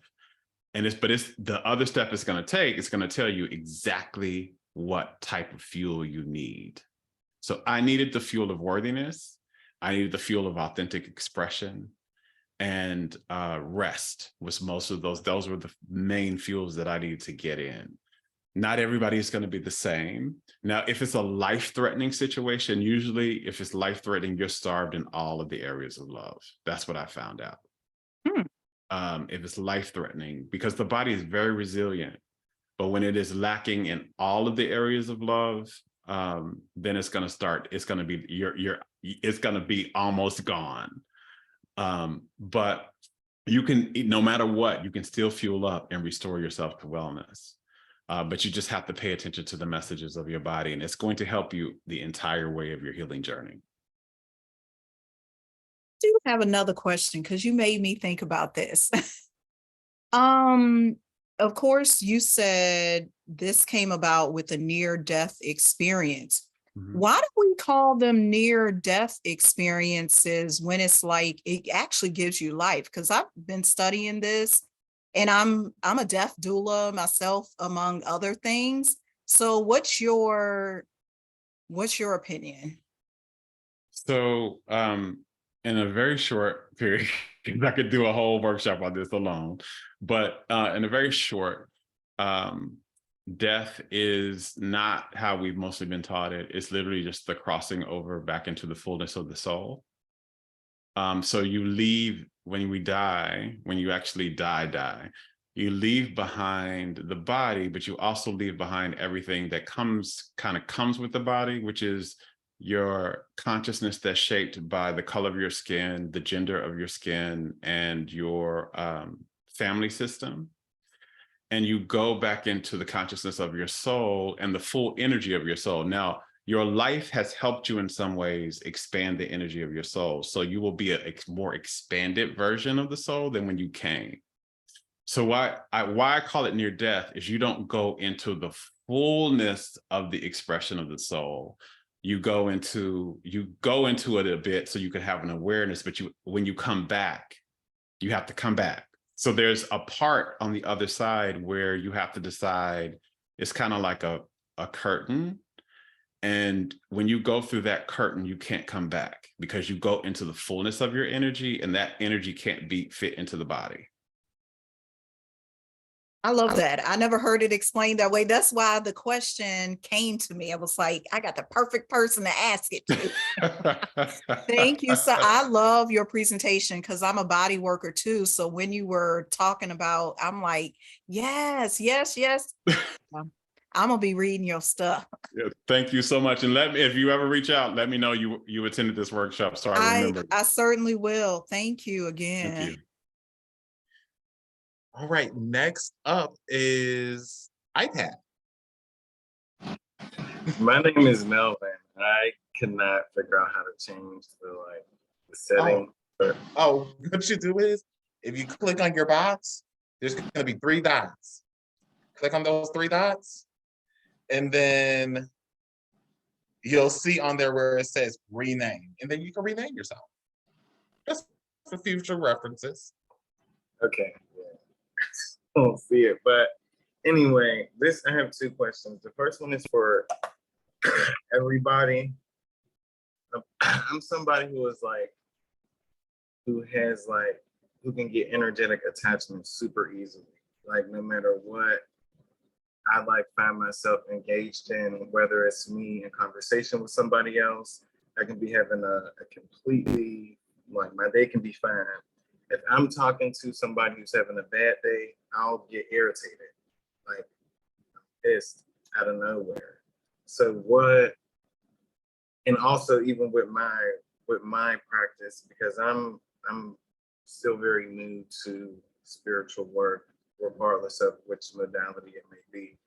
But a lot of my practice, I've found out, or I feel the most connected to, does deal with death, my ancestors, that realm.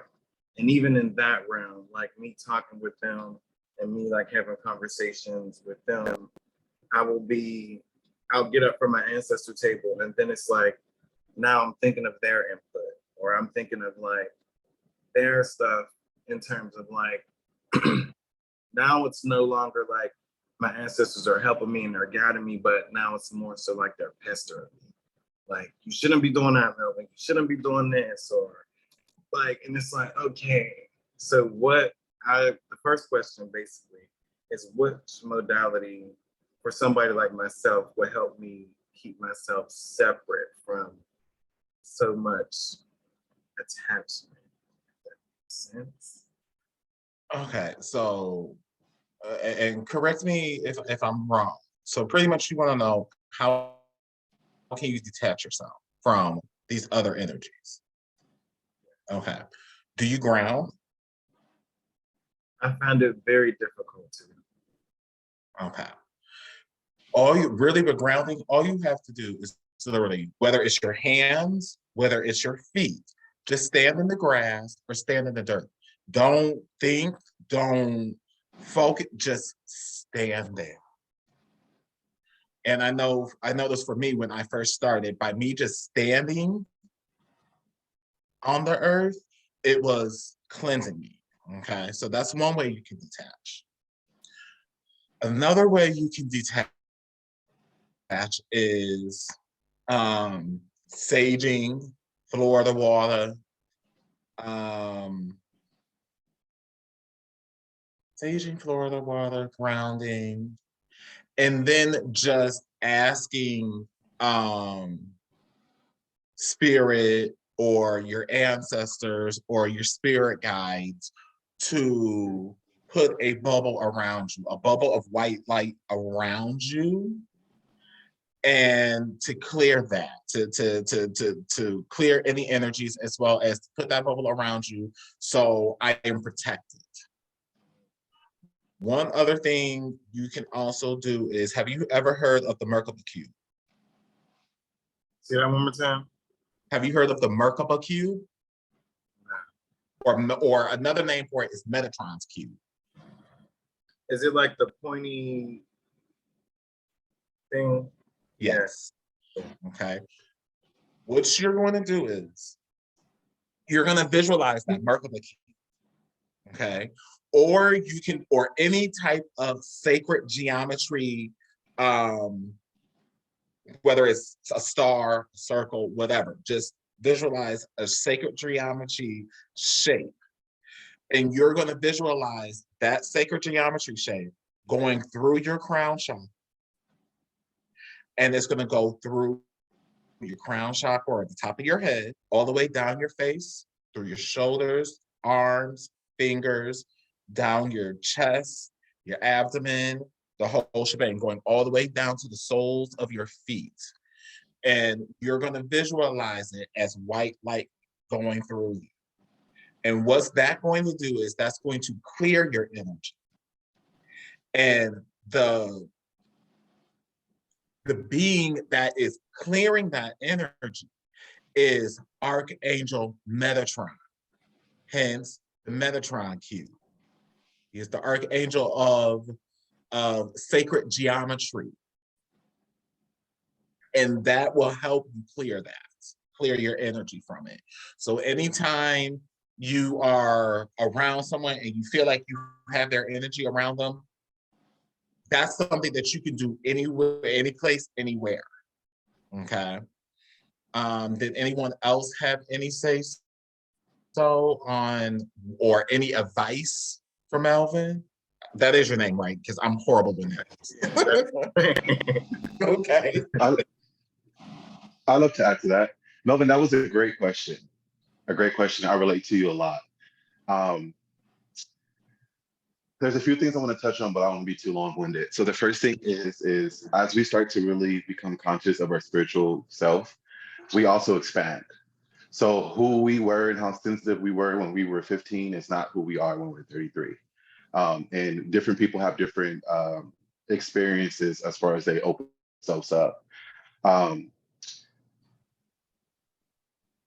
Tapping in with your ancestors is something that can be good and also be something that can be challenging, because your ancestors are not just the good parts of your ancestry. There's also ancestors who have trauma. They have other things that they connect with as well. So it's very important for you to be intentional when you connect with your ancestors. A lot of people are talking about, putting a white candle down. And before you do that, make sure you just build a relationship outside of that first, because we're getting into the mediumship when we start doing all those other things. And I didn't know that in the beginning. And I had to go through my own spiritual, experiences for me to understand that. Putting out that glass of water and lighting that candle, they're gonna start talking to you, and you better be ready. Like, that's just my version of that. So I like to express that, because right now a lot of people are also speaking about having ancestor altars and how can I put it up, and you can Google it. So just be aware. So the thing is that when you are tapping in with your ancestors, create a safe space for them to be able to communicate with you and for you to be able to communicate with them. You also have the ability to set guidelines to have a way of that connection happening. So you're the boss. You know, you are able to control when you're spoken to. You're able to control how you're spoken to as well. You know, how do I want to receive these messages? How do I want to facilitate this experience?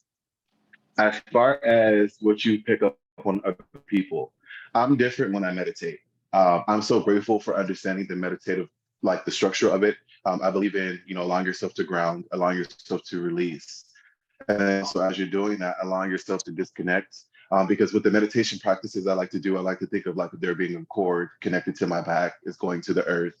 But I'm also so intentional to when I release that cord, I also release that with gently as well, with peace, because you don't want that cord snapping back, you know, to you. And I just think of it in that aspect.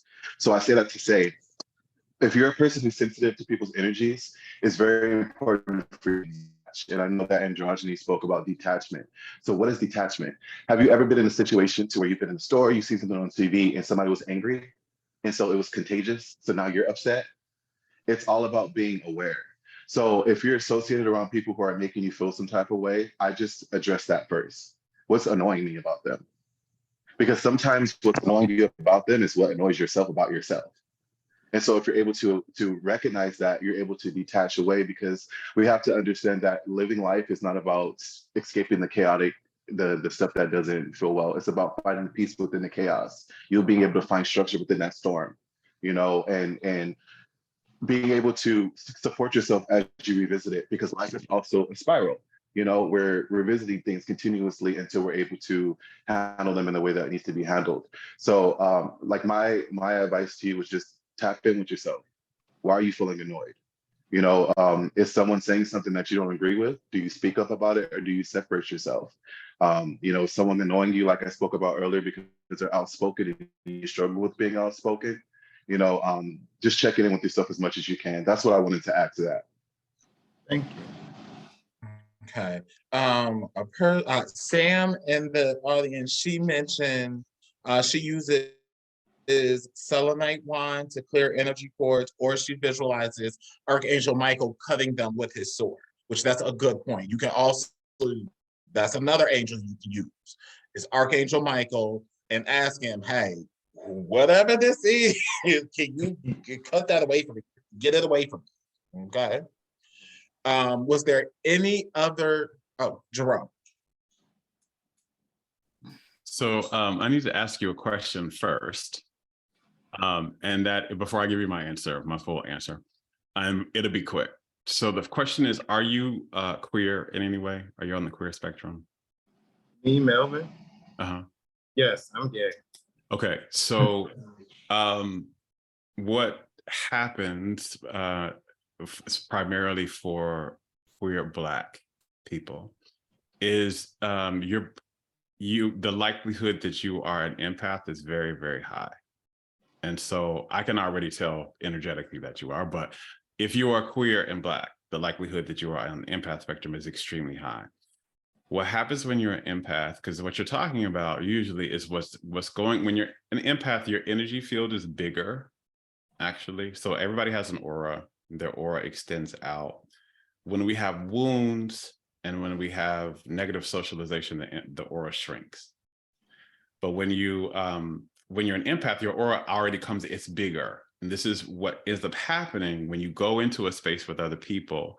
They're literally stepping inside of your aura. Now, we're all one anyway, but when you are an empath, you experience that more because your aura, which is kind of almost like a boundary, it's bigger. So when you are in a space with someone, they immediately step in.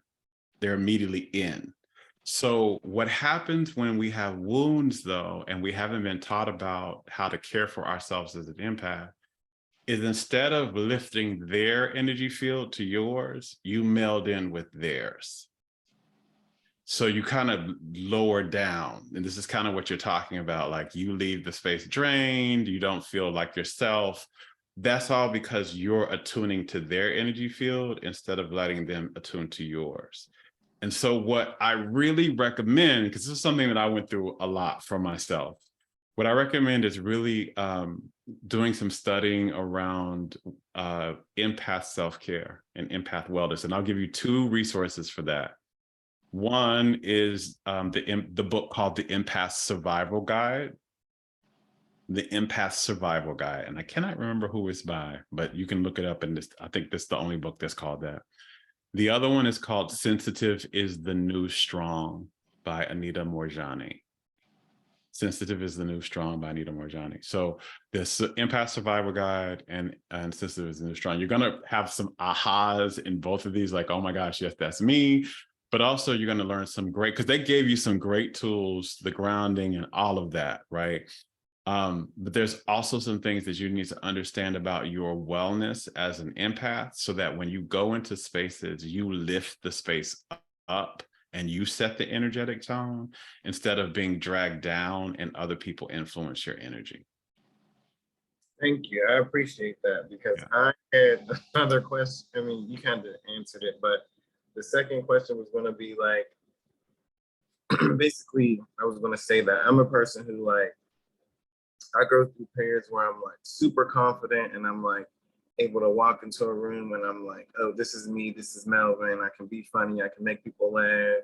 And then I go through periods in my life where I'm like super angry, I'm super negative, I'm like irritable, I snap back really quickly. Or then there's also been periods where like I just recently got out of it and I just recently like acknowledged it that I was like super weak. I felt so much weaker than what I naturally am. Like I let a lot of people like say stuff and do stuff that I would have never, like I wouldn't not even be known for letting that happen. But it was like, sometimes I feel like I'm the first person in my family to be very spiritual, very like focused on like healing stuff that was wrong with us and stuff like that.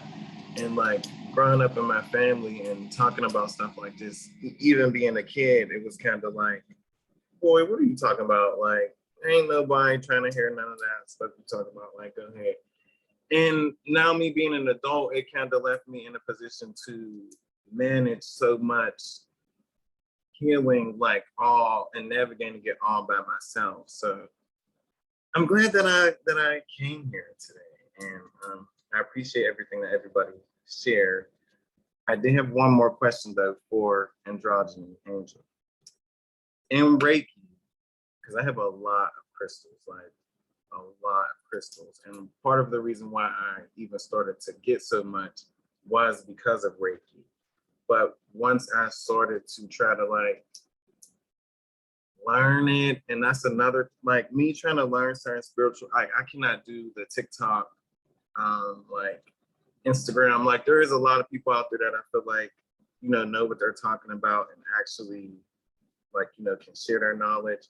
But at the same time, like me trying to learn Reiki from Instagram and Pinterest and TikTok, it was like so many, and I just gave up on it because I'm like, I don't know what to believe or like how to start or go about it. Okay, so when you want to learn Reiki, one, I do not suggest, do not go to TikTok, do not go to Instagram, do not go to Facebook, do not go to social media, because you don't know who is actually certified to do Reiki. So if you're still interested in it, like I said, you go online, go in a Google search, and you look up Reiki practitioners in your area. And you call to see which one is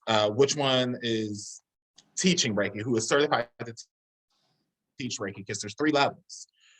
Some people say it's 4 levels, but mastership is 3 levels. Teaching, they say, is the 4th level.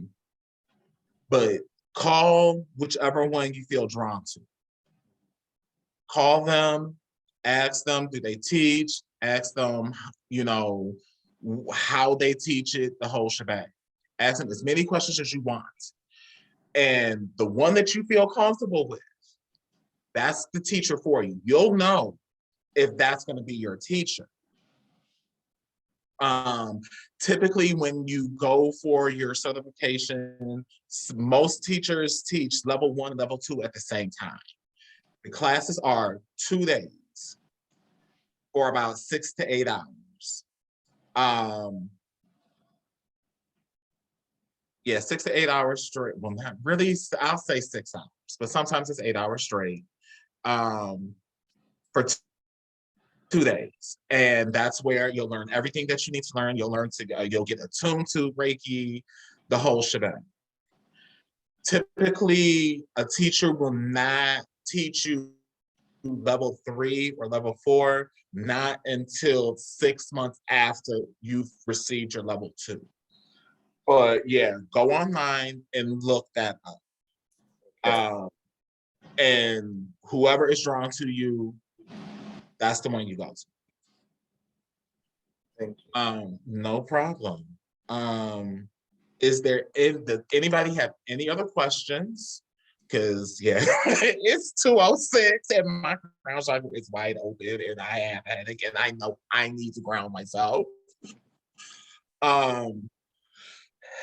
I'm sure everybody on the panel has gone ahead and typed in their information on where and how you can get a hold of people. You can reach me. Here's my contact information, my website, my link tree, and my email. My link tree has my social media handles on there. It has my website on there. So yeah, next month workshop, it's going to be catered to the LGBTQIA community for Pride. And what we are going to talk about is we're going to talk about learning yourself, how to be one with yourself, how to get to know yourself. That's all a part about self-love. Our next, after that workshop is going to be on June 17th. Our workshop after that will be another self-love workshop for everyone. And that is going to be on July 15th.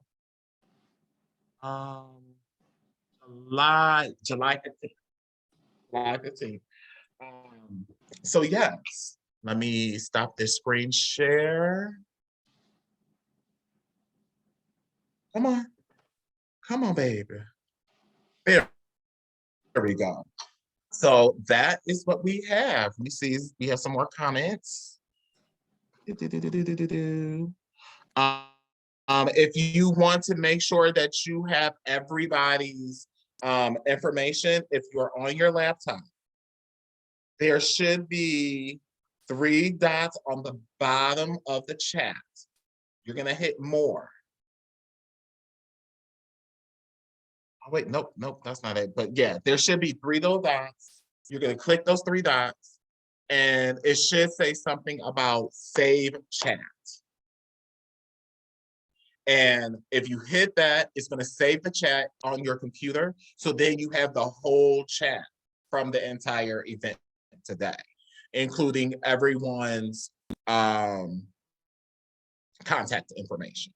So I just want to thank everybody for showing up. I hope you guys enjoyed. Like I said, our next month's workshop is for Pride Month. That's going to be on June 17th. And then Self-Love is going to be on July 15th.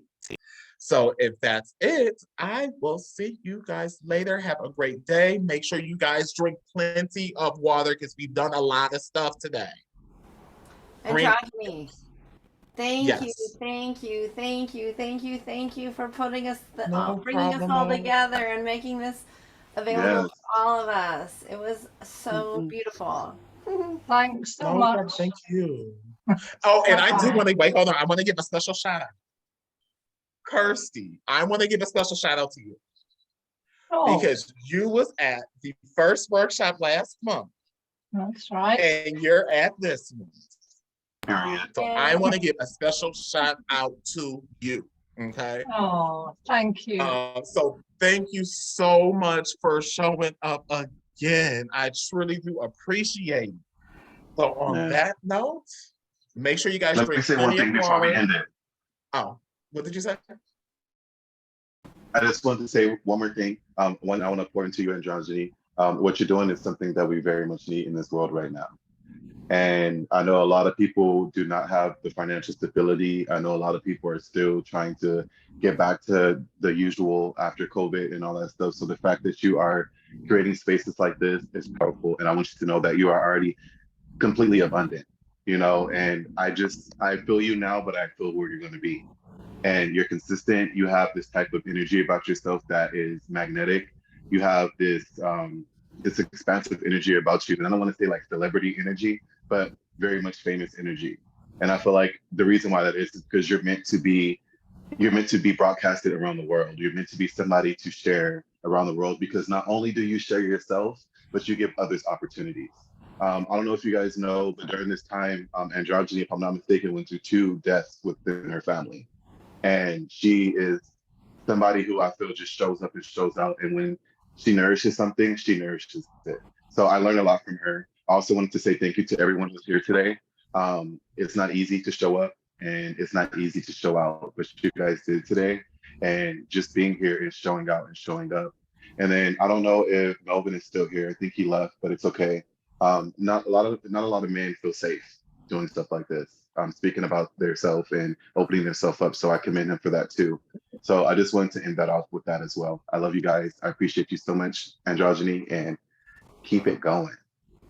Thank you. I'm gonna say I received that. I'm a person that I have issues. I have issues in receiving.